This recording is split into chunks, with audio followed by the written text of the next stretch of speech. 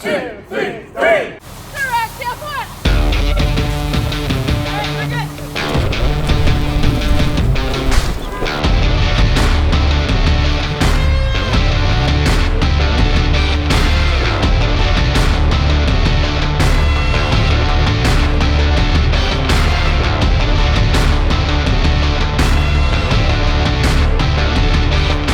Welcome to week number 2 of the South Metro Recruit Training Academy Class 19-1.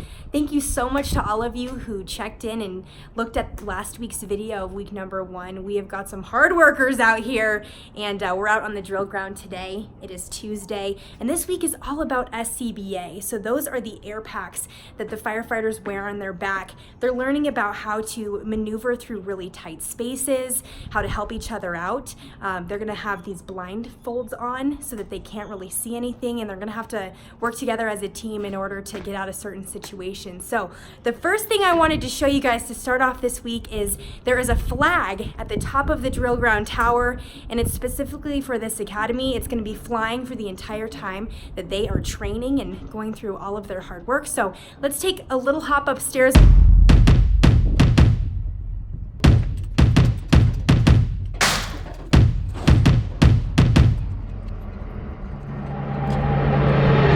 What I love about being up here is you can see all the different training materials that we use here on the drill ground. And not only for the academy, our crews come out here and they make sure they are up to date on all of their different trainings, so they can come and use all of these as well. But what I wanted to show you is this flag will be flying up here throughout the entire academy.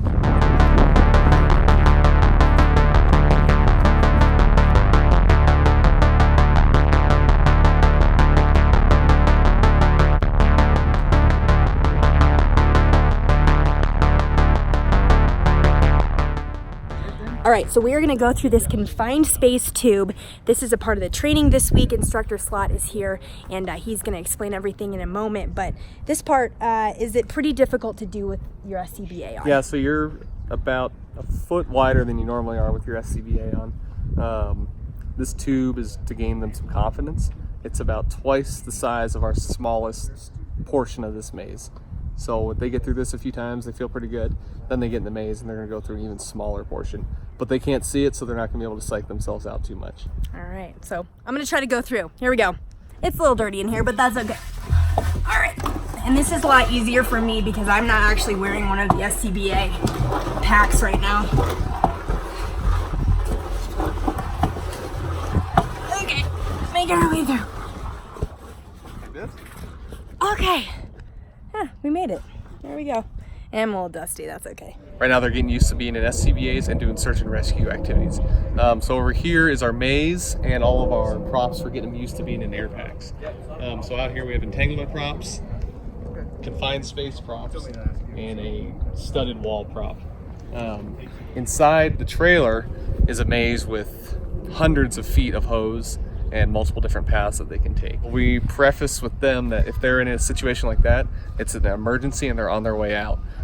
We have a hose line, they follow the hose line opposite of the nozzle, and they have to try to find their way out. Take a knee. Breathe. Come forward.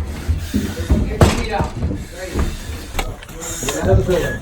Get out of the building. Found a coupling. Okay. What is it? Pop, pop.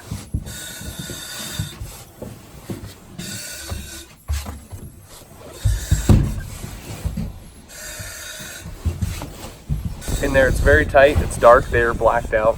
They have a mask on their face. They gotta follow a hose line or a rope through there. And there's multiple levels in there. There's different sorts of props for collapse, ropes everywhere, so it gets pretty difficult. You done?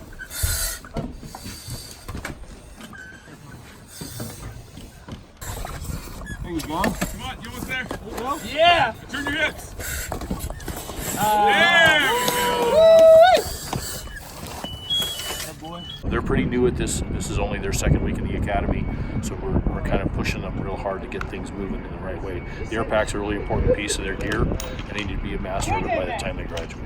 in low visibility situations, or when they come down across a down firefighter, they need to know what different pieces of the air pack or their gear feel like, so they can orient themselves to rescue the firefighter. You're going to go down by the propane tank, and your other cohorts are going to rearrange your packs a little bit. So here's the boundaries, guys. Hold on. So here to the top of the hill.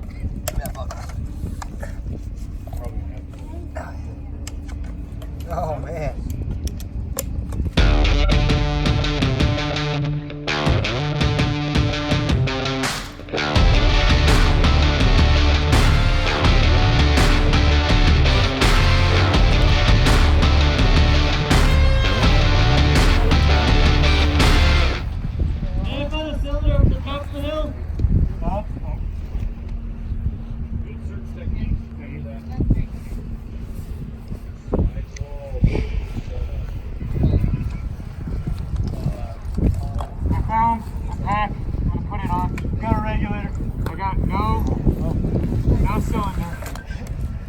I found a pack.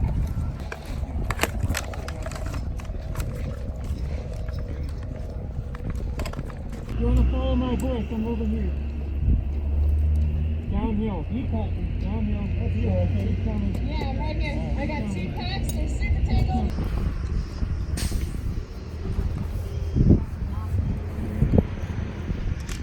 Got a regulator.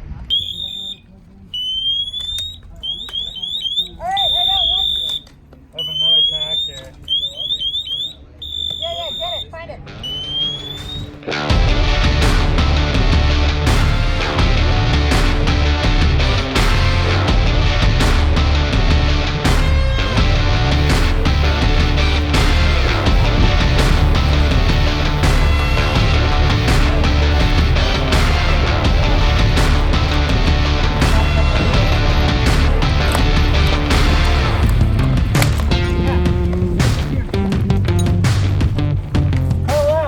Hey, it's Isaiah. Down here. What do we got? I have 3 packs, 2 regulators left, and 5 bottles. Okay. All of the regulators? Yeah. We have all of the bottles. There you go. Regulator. Come on. All right, you guys good? Right here. Just not put in. We need to put money further in.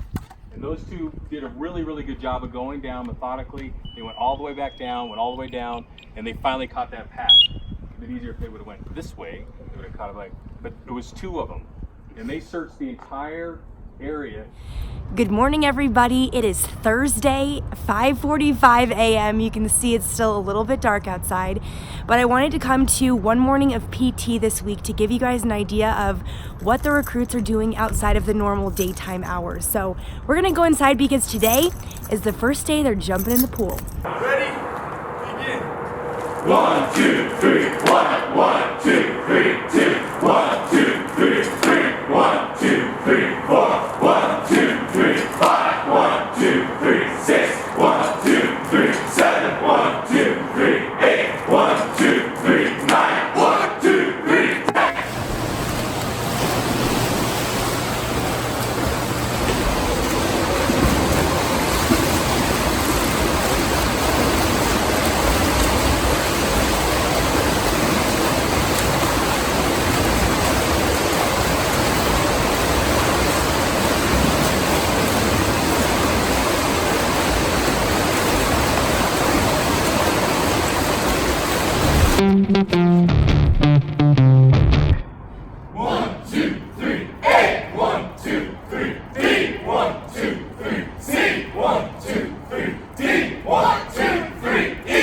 Ready?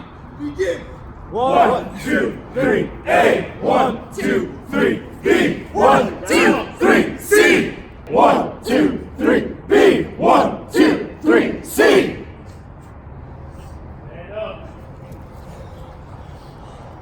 So I'm Chris Scheckler. I'm one of the strength and conditioning coaches with South Metro Fire Rescue. We have our other 2 strength and conditioning coaches. This morning we're doing our swim PT day. Once a week we do PT that orients around the pool. We're not trying to turn our firefighters into Olympic swimmers. We're just adding a little bit of variance to their PT. And honestly, the swim day is mostly for the mental aspect. really what we want to accomplish out of this PT session is just getting them comfortable being uncomfortable. A lot of them have some swim experience, but they're not good at it, and that's okay. So we get them in the pool, we pull them out of the pool. They're wet, they're a little bit of cold. We make them focus. We make them get things done correctly. That adds a little bit of physical stress. The physical stress of being tired, the physical stress of being cold. It's just being uncomfortable, and our main goal is to get them to focus and dial in. Even when they're uncomfortable, it's not an excuse to not do things right. We're building a team atmosphere. This is a 23-person team. They have to do things correctly. They have to operate as a team. Usually at the start of the morning, everybody's tight, buttoned up, real good to go. As they get wet, as they get cold, as they go get wet again, as they come out, get cold, get tired, we start to see that mental focus slip. So we have to, and they're very good at policing themselves. If they don't do it right, they do it over. So they know the consequence of not doing something right. They're going to do it over. So it's better to do it once right than 5 times wrong. Next week we'll do quite a bit more pool work, get them in and actually teach them the fundamentals of swimming. But we'll still do the various bodyweight calisthenics just to help them keep their focus. Dunking them in and out of the pool just helps keep them dialed in.